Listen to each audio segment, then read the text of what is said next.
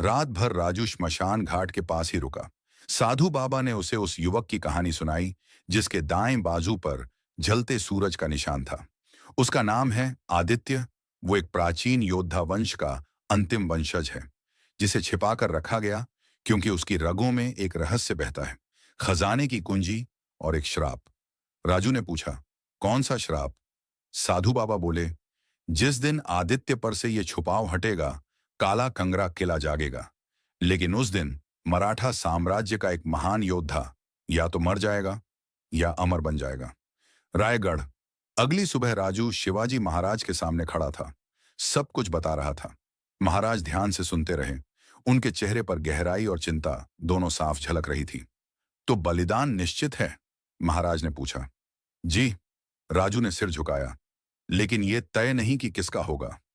शिवाजी उठे और धीरे से बोले, अगर यह बलिदान मेरे स्वराज्य के भविष्य को बचा सकता है तो मैं तैयार हूं। भैरवपुर के जंगल महाराज अपने गिने चुने योद्धाओं के साथ साधु बाबा से मिलने पहुंचे।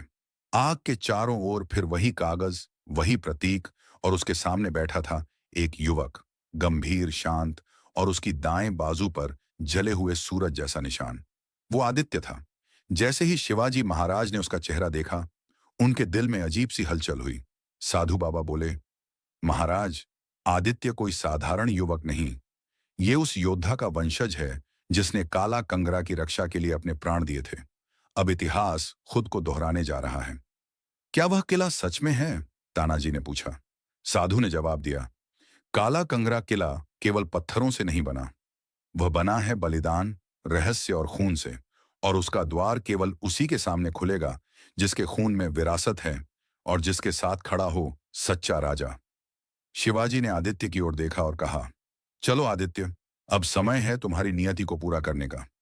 अब आगे क्या होगा? कौन देगा बलिदान? क्या काला कंगरा का रहस्य खुलेगा और क्या आदित्य पर छाया श्राप टूटेगा? जानिए अगले भाग में। पार्ट 4, काला कंगरा का द्वार।